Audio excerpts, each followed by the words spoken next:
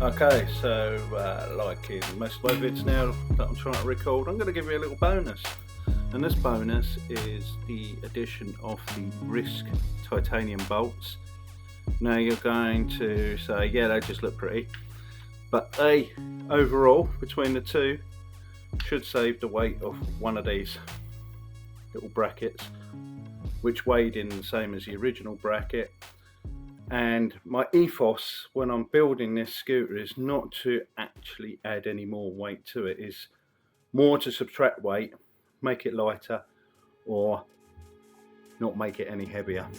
So I'm going to quickly whip these in.